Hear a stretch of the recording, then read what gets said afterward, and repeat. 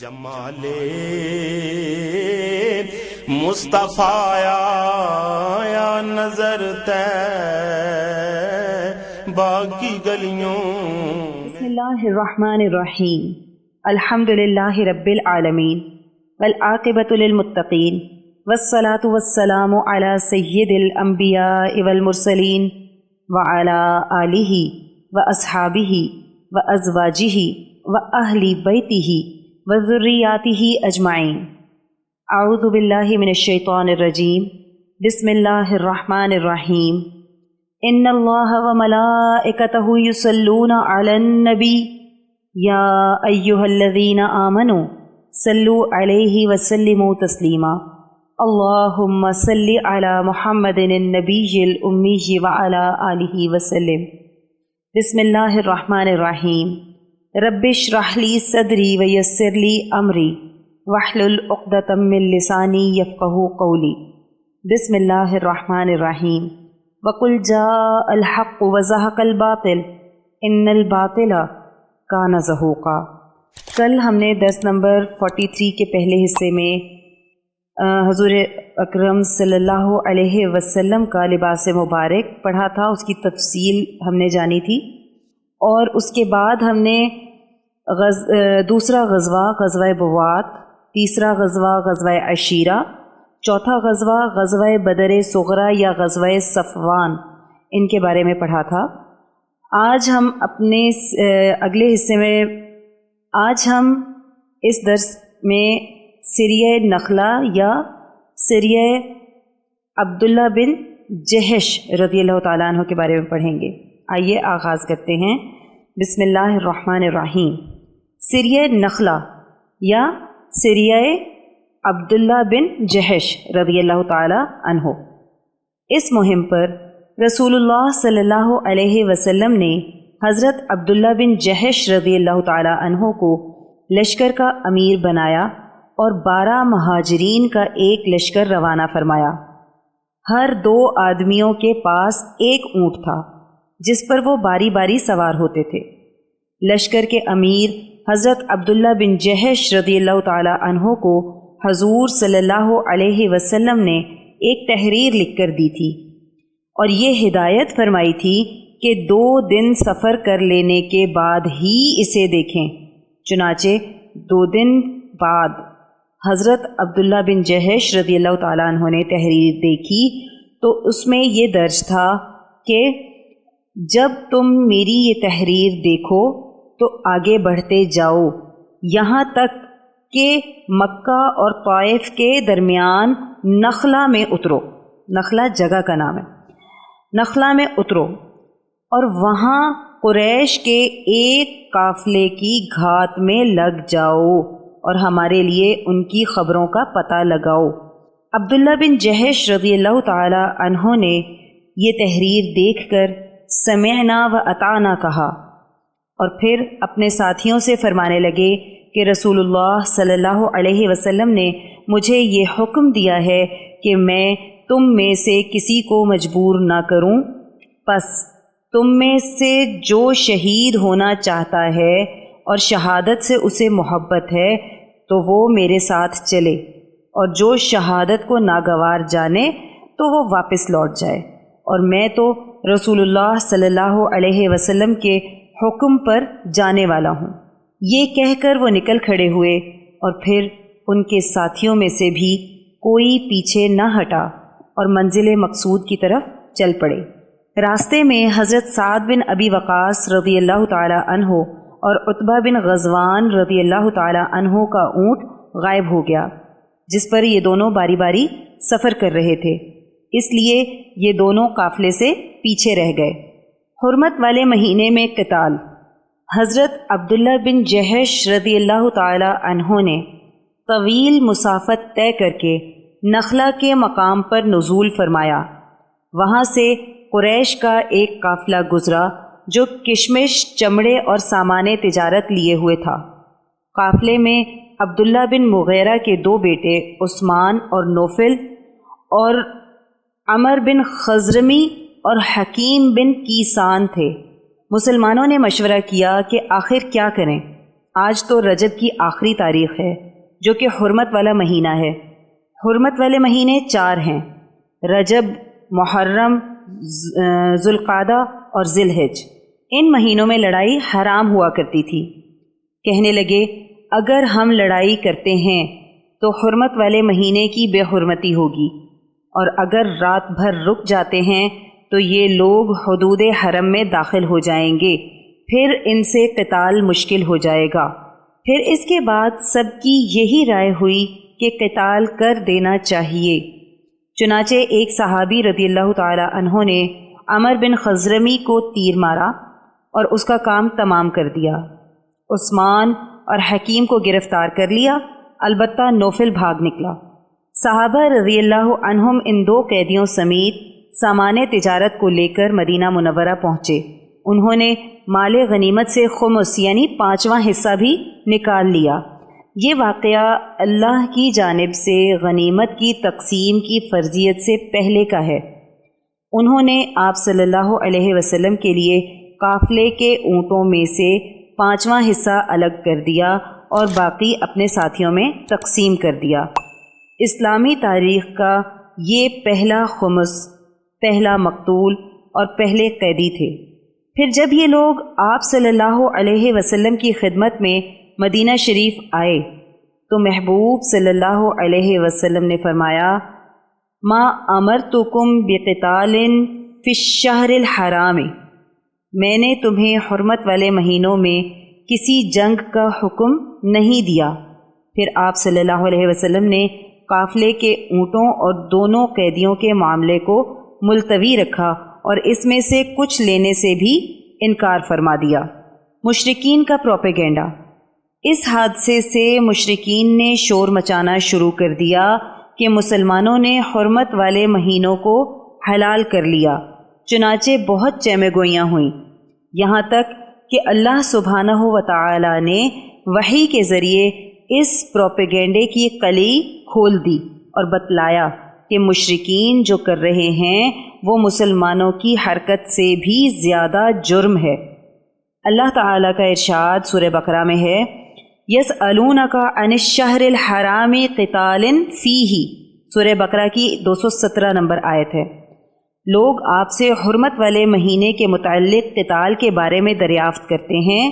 قل قتال فیہ کبیر، آپ صلی اللہ علیہ وسلم فرما دیجئے کہ اس میں قتال کرنا بڑا گناہ ہے۔ وصد عن سبیل اللہ وکفر بہ والمسجد الحرام، لیکن میرے مدنی صلی اللہ علیہ وسلم کو اللہ کی راہ سے روکنا اور اللہ کے ساتھ کفر کرنا، مسجد حرام سے روکنا، وَإِخْرَاجُ أَهْلِهِ مِنْهُ أَكْبَرُ عِنْدَ اللَّهِ، اور اس کے باشندوں کو وہاں سے نکالنا، یہ سب اللہ کے نزدیک اور بھی بڑا جرم ہے۔ وَالْفِتْنَةُ أَكْبَرُ مِنَ الْقَتْلِ، جو فتنہ جو کہ مسلمانوں پر ظلم و ستم اور اسلام کے خلاف لڑائی میں ساری حدود پار کر چکے ہیں، یہ قتل سے بھی بڑھ کر ہے۔ ہجرت کے وقت مسلمانوں کا مال چھینا گیا اور آپ صلی اللہ علیہ وسلم کو نعوذ باللہ قتل کرنے کا فیصلہ کیا گیا۔ ان تمام واقعات میں تو حرمت والے مہینوں کی پاسداری نہیں کی۔ پھر کیا وجہ ہے کہ حرمت والے مہینوں کا تقدس اچانک لوٹ آیا؟ جب اللہ رب العزت نے یہ آیات مبارکہ نازل فرمائیں تو مسلمانوں سے خوف و ہراس دور ہوا جس میں وہ مبتلا تھے۔ رسول اللہ صلی اللہ علیہ وسلم نے قافلے کے اونٹوں اور قیدیوں پر قبضہ فرمایا۔ قریش نے عثمان اور حکیم کیسان کی رہائی کا فدیہ بھیجا تو آپ صلی اللہ علیہ وسلم نے فرمایا کہ جب تک ہمارے دونوں ساتھی حضرت سعد بن وقاص رضی اللہ تعالیٰ عنہ اور حضرت عتبہ بن غزوان رضی اللہ تعالیٰ عنہ نہ آ جائیں، کیونکہ ہمیں اندیشہ ہے کہ تم ان کو قتل کر دو گے، پھر ہم بھی تمہارے ساتھیوں کو قتل کر دیں گے۔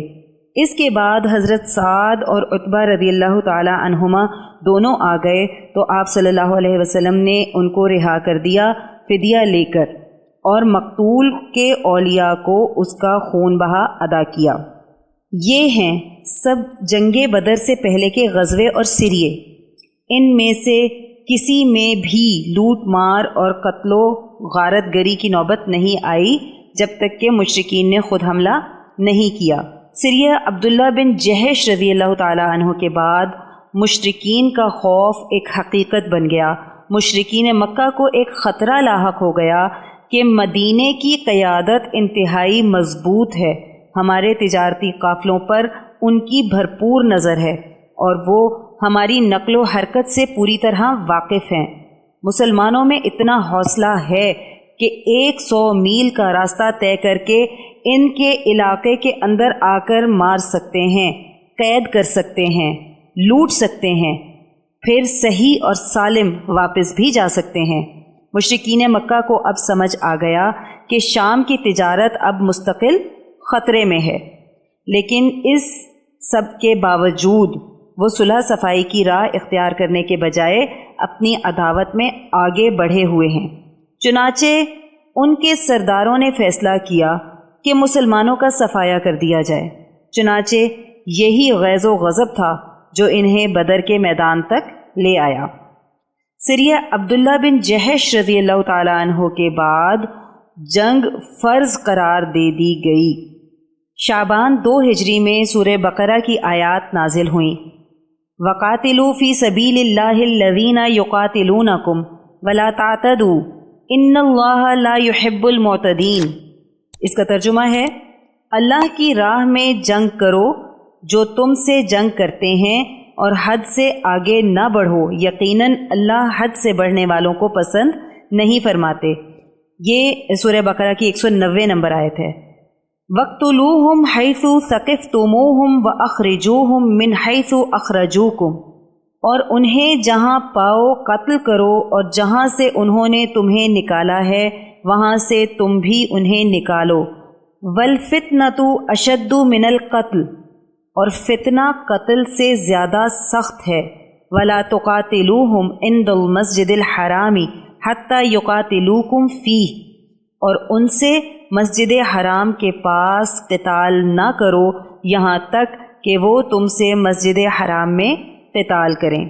فَإِن قَاتَلُوكُمْ فَاقْتُلُوهُمْ كَذَلِكَ جَزَاءُ الْكَافِرِينَ، پس اگر وہ وہاں قتال کریں تو تم بھی وہاں قتال کرو، کافروں کی جزا یہی ہے۔ فَإِنِ انْتَهَوْا فَإِنَّ اللَّهَ غَفُورٌ رَحِيمٌ، پس اگر وہ باز آ جائیں تو بے شک اللہ سبحانہ و تعالی بہت غفور الرحیم ہے۔ وَقَاتِلُوهُمْ حَتَّى لَا تَكُونَ فِتْنَةٌ وَيَكُونَ الدِّينُ لِلَّهِ، اور ان سے لڑائی کرو یہاں تک کہ فتنہ نہ رہے اور دین اللہ کے لیے ہو جائے۔ فَإِنِ انْتَهَوْا فَلَا عُدْوَانَ إِلَّا عَلَى الظَّالِمِينَ، پس اگر وہ باز آ جائیں تو سوائے ظالموں کے اور کسی پر ظلم نہیں ہوگا۔ قتال کا طریقہ قرآنی آیات کی روح سے۔ اس کے بعد ہی دوسری آیات نازل ہوئیں جن میں جنگ کا طریقہ بتایا گیا اور اس کی ترغیب دی گئی۔ اب یہ سورہ محمد کی آیت نمبر 4 سے آیت نمبر 7 تک آیات ہیں اور اس کے بعد آیت نمبر 20 ہے، ٹھیک ہے؟ آئیے پڑھتے ہیں۔ فَإِذَا لَقِيتُمُ الَّذِينَ كَفَرُوا فَضَرْبَ الرِّقَابِ حَتَّى إِذَا أَثْخَنْتُمُوهُمْ فَشُدُّوا الْوَثَاقَ، پس جب تم کفر کرنے والوں سے ٹکراؤ تو ان کی گردنیں مارو یہاں تک کہ جب انہیں اچھی طرح کچل دو تو جکڑ کے باندھ دو۔ فَإِمَّا مَنًّا بَعْدُ وَإِمَّا فِدَاءً حَتَّى تَضَعَ الْحَرْبُ أَوْزَارَهَا ذَلِكَ وَلَوْ يَشَاءُ اللَّهُ لَانْتَصَرَ مِنْهُمْ وَلَكِنْ لِيَبْلُوَ بَعْضَكُمْ بِبَعْضٍ، اس کے بعد یا تو احسان کرو یا فدیہ لو یہاں تک کہ لڑائی اپنے ہتھیار رکھ دے، یہ تمہارا کام، اور اگر اللہ چاہتا تو خود ان سے انتقام لے لیتا، لیکن وہ چاہتا ہے کہ تم میں سے بعض کو بعض کے ذریعے آزمایا جائے۔ وَالَّذِينَ قُتِلُوا فِي سَبِيلِ اللَّهِ فَلَن يُضِلَّ أَعْمَالَهُمْ، اور جو لوگ اللہ کی راہ میں قتل کیے جائیں، شہید کیے جائیں، اللہ سبحانہ و تعالی ان کے اعمال کو ہرگز ضائع نہیں فرمائیں گے۔ سَيَهْدِيهِمْ وَيُصْلِحُ بَالَهُمْ، وَيُدْخِلُهُمُ الْجَنَّةَ عَرَّفَهَا لَهُمْ، اللہ ان کی رہنمائی کریں گے اور ان کے حال درست کر دیں گے اور ان کو جنت میں داخل کر دیں گے۔ یا ایھا الذین آمنوا ان تنصروا اللہ ینصرکم ویثبت اقدامکم، اے ایمان والو اگر تم نے اللہ کے دین کی مدد کی تو اللہ تمہاری مدد کرے گا اور تمہیں ثابت قدم رکھے گا۔ جن کے دل جنگ کا سن کر کانپنے لگے تھے ان کے بارے میں ارشاد فرمایا فَإِذَا أُنزِلَتْ سُورَةٌ مُحْكَمَةٌ وَذُكِرَ فِيهَا الْقِتَالُ رَأَيْتَ الَّذِينَ فِي قُلُوبِهِم مَّرَضٌ يَنظُرُونَ إِلَيْكَ نَظَرَ الْمَغْشِيِّ عَلَيْهِ مِنَ الْمَوْتِ۔ یہ سورہ محمد کی آیت نمبر 20 ہے اور اس کا ترجمہ ہے تو جب کوئی محکم صورت نازل کی جاتی ہے اور اس میں قتال کا ذکر ہوتا ہے تو محبوب صلی اللہ علیہ وسلم آپ دیکھتے ہیں کہ جن لوگوں کے دلوں میں بیماری ہے وہ آپ کی طرف دیکھتے ہیں اس شخص کی طرح جس پر موت کی غشی طاری ہو رہی ہو۔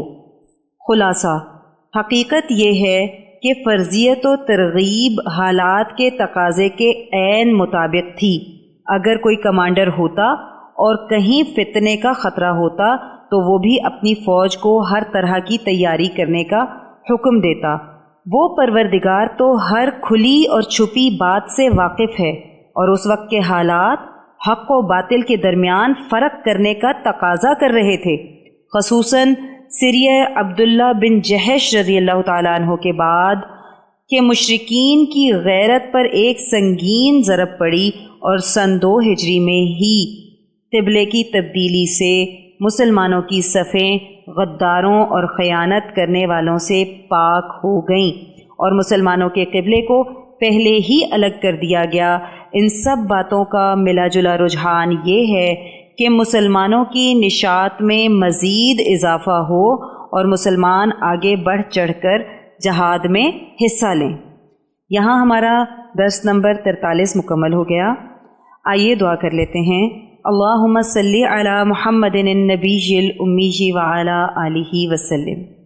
اے اللہ ہماری اس کاوش کو قبول فرمائیں اور اس کو ہماری بخشش کا ذریعہ بنا دیں، اس کو قیامت تک امت کے لیے ہدایت اور عشق نبی صلی اللہ علیہ وسلم کا ذریعہ بنا دیں۔ اے اللہ جو کچھ پڑھا سنا اس کا ثواب نبی کریم صلی اللہ علیہ وسلم کو تحفتاً ہدیتاً نذرانتاً محبتاً عقیدتاً پیش کرتے ہیں، قبول و منظور فرما لیں۔